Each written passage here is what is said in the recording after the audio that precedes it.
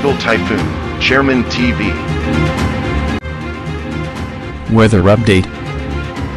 Helping homeless people. Please subscribe.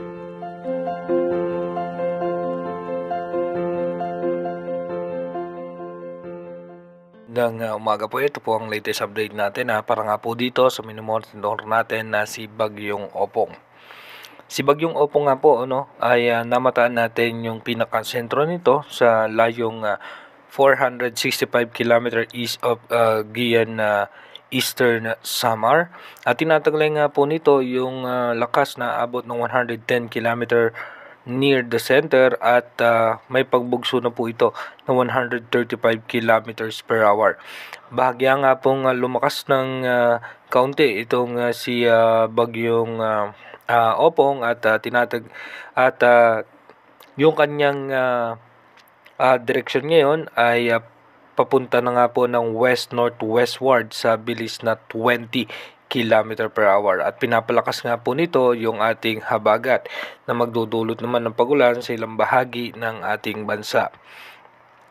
Expected nga po natin na magiging masungit ang lagay ng panahon sa parte ng Catanduanes, Sorsogon, Eastern Samar, Northern Samar, and Samar. At asahan din naman natin yung may mga malalakas na pagulan at pabugso-bugsong hangin. Dito naman asahan natin yan sa natitirang bahagi ng Bicol Region, Quezon including Polillo Island, Rizal, Laguna, Batangas, Marinduque, Oriental Mindoro, Romblon, Aklan, Capiz, Biliran, Leyte, Southern Leyte, Dinagat Island, and Surigao del Norte.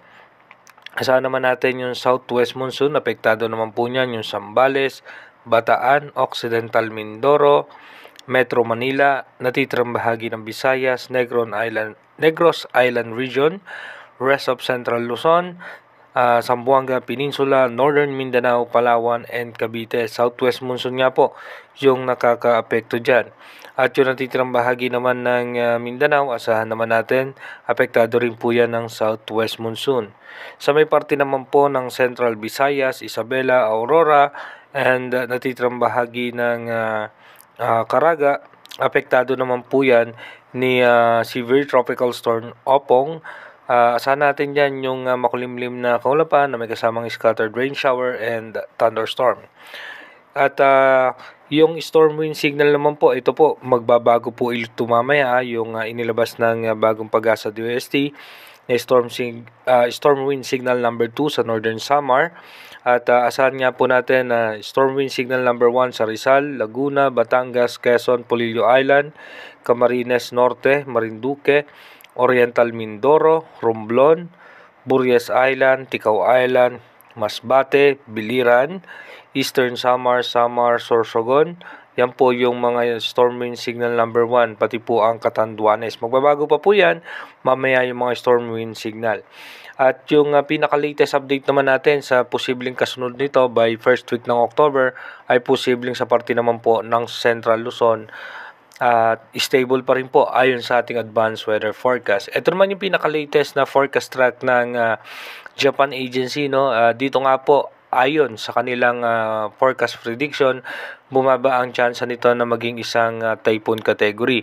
At posible nga dito yan sa may parte ng Legazpi dadaan, and then dediretso po yan sa may coastal water ng Marinduque, and dito nga po sa parte ng Batangas dadaan itong si Bagyong Opong. Samantala, ito naman sa ating European Center, ito naman yung kanya magiging forecast track prediction.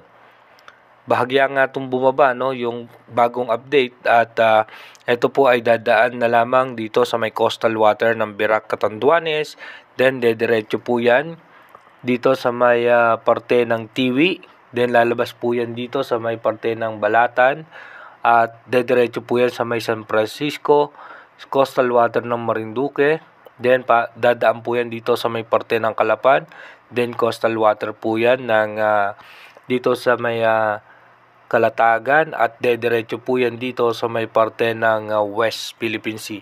Yan po yung forecast track prediction ng European Center at yung isa naman kanina ay sa Japan Agency. So wala pa po tayong nakukuha panibagong forecast track ng bagong Pag-asa DOST. So antayin natin kung magiging pare-parehas po yung kanilang magiging forecast track sa ngayon, ay magkaiba pa rin po yung forecast track ng European Center at ng Japan Agency. Dumako naman po tayo sa ating advanced weather forecast. Dito nga po ating advanced weather forecast. So expected na nga po natin by September 26. Ito na po yan. So dito na po yan sa coastal water ng Catanduanes. Then pagdating po ng September 27 ng umaga ay andito na po yan sa may parte ng West Philippine Sea. Kung mapapansin nga po natin, yung kanyang pagpasok sa kalupaan ay posible nga po by Friday, tatawirin niya po yung Bicol region patungo dito sa may parte ng Southern Luzon. So paglabas po niyan dito, possible pa po yan morning na ng September 27. So simula 26, dedire-diretsuhin niya po yung kalupaan ng ating bansa.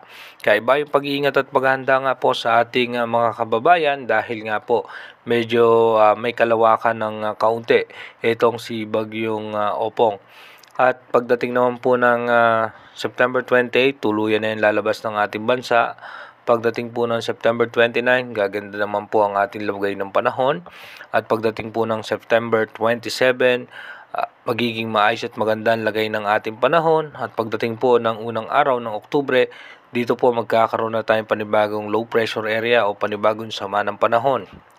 Pagdating naman po ng October 2, dito nga po papasok po yan ng ating Philippine Area of Responsibility. Pagdating po ng October 3, posible po yan na mag-develop bilang isang tropical depression or mahinang bagyo. Pagdating naman po ng October 4, dito po bilang isang bagyo, nasa eastern section po yan ng Central Luzon. Pagdating naman po ng October 5, posible nga pong magkaroon ng landfall scenario niyan dito sa may parte ng Isabela or dito po sa may parte ng Aurora at mag-e-exit po yan sa parte ng Ilocos region. Again, inuulit po natin yung ating advanced weather forecast is possible scenario pa lamang po yan. Malaki pa rin po ang tsansa na magbago po lahat yan. Kaya manatili po tayong tumutok sa ating advanced weather forecast para malaman natin yung mga posibleng sama ng panahon na makakaapekto sa ating bansa. Mag-iingat po tayo palagi. God bless po sa ating lahat.